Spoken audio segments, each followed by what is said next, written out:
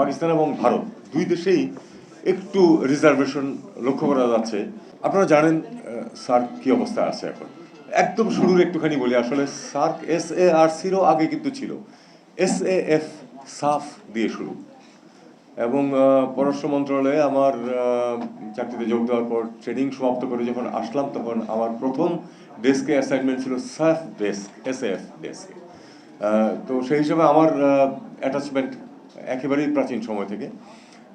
বস্তুত সেকশনটাকে শুরু করতে হয়েছিল আমার, তারপরে তো এটা ধীরে ধীরে এগিয়েছে। এবং আমি বলবো যে ধরুন পরবর্তী কয়েক বছরের মধ্যে কিন্তু আমরা সামিট করতে পেরেছি। কাজে আমি বলবো না যে খুব স্লো অগ্রগতি হয়েছে, এটা আমি বলবো না। শুরুতে একটা সমস্যা ছিল প্রথম থেকেই, কারণ যখন প্রেসিডেন্ট জিয়াউর রহমানের দূত যাচ্ছিলেন, তারা একটা অনুভব করছিলেন যে পাকিস্তান এবং বাংলাদেশ, পাকিস্তান এবং ভারত দুই দেশেই একটু রিজার্ভেশন লক্ষ্য করা যাচ্ছে। পাকিস্তান ভাবছিল যে এটা ভারতের তত্ত্বাবধানে এক ধরনের একটা প্রতিষ্ঠান হবে। ভারত ভাবছিল যে চারপাশের যে ছোট দেশগুলি তারা গ্যাং আপ করছে, তাদের বিরুদ্ধে সম্ভাবনা আছে একটা, এই ধরনের একটা সন্দেহ উভয় পক্ষের মনে ছিল। কিন্তু আমার মনে হয় সঠিক কূটনীতির মাধ্যমে সেই তাদের যে মনে যে দ্বিধাদ্বন্দ্বটা ছিল সেটাকে দূর করা সম্ভব হয়েছিল। যে কারণে দেখুন, যদিও জিয়া রহমান সাহেবের জীবদ্দশায় হয়নি, কিন্তু তার পরপর খুব তাড়াতাড়ি কিন্তু আমাদের প্রথম সামিট হয়ে গেল একেবারে, এবং একটা স্ট্রাকচার দাঁড়িয়ে গেল, একটা চার্টার হয়ে গেল। সাফল্যটা ভালোই ছিল। এবং এর কারণে কিন্তু আপনার প্রত্যাশাও সৃষ্টি হয়েছিল অনেক, যে আমরা যেহেতু এত তাড়াতাড়ি এতটুকুতে আসতে পেরেছি, নিশ্চয় আরো অনেক অগ্রগতি হবে। একটা জিনিস আমাদেরকে মনে রাখতে হবে, দক্ষিণ এশিয়া ছিল বস্তুত একমাত্র অঞ্চল পৃথিবীতে যাদের কোনো ধরনের কোনো আঞ্চলিক সহযোগিতা ছিল না। এবং এটা আমরা স্বীকার করাই ভালো যে আসলে পাকিস্তান ভারত যে রাইভালরি আছে, যেটা রাজনৈতিক এবং নিরাপত্তাজনিত, এটার কারণে আসলে এদিকে কেউ এগোতে মানে এনকারেজড হয় নাই, যে না এটা এটা পারা যাবে না। কিন্তু শেষ পর্যন্ত কিন্তু বাংলাদেশের পক্ষ থেকে জিয়াউর রহমান সাহেব এটা চিন্তা করেছেন যে সম্ভব এত কিছুর পরেও। চার্টারে অনেক লিমিটেশন আছে সার্কের, যে যেমন দ্বিপাক্ষিক কোনো বিষয়ে এখানে আলোচনা করা যাবে না।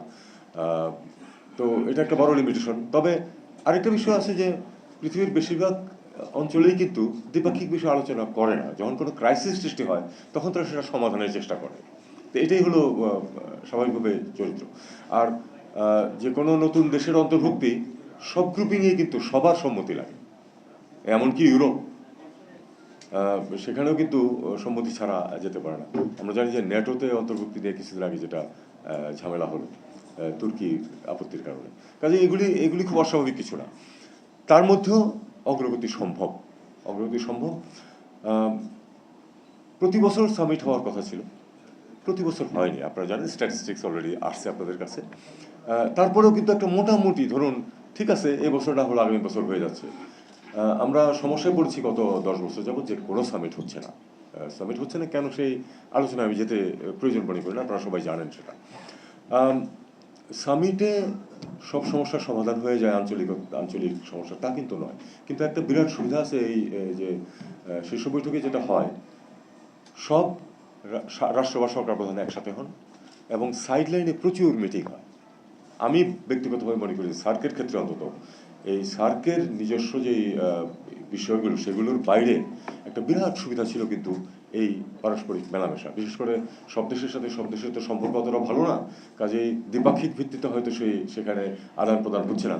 কিন্তু যেটা হতো যে সার্ক সামিটে গিয়ে তারা প্রত্যেকের সাথে দেখা করতেন। ঠিক আছে, সমস্যা আছে, তার কিছু তো অন্তত সেটাকে স্তীমিত করার ব্যবস্থা, সমাধান না হোক অন্তত ফ্লেয়ার আপ না করে, সেক্ষেত্রে এই যে মিথস্ক্রিয়াটা হতো সবগুলো দেশের মধ্যে, আপনি চিন্তা করুন 8টা দেশ ইন্টু 56টা মিটিং কিন্তু হয়ে যেত। তো এইটা খুব কাজে লাগতো। সেটা থেকে আমরা বঞ্চিত হচ্ছি। আমি মনে করি যে 10 বছরে আমাদের এই অঞ্চলের জন্য বড় ক্ষতি হয়েছে ওটাই।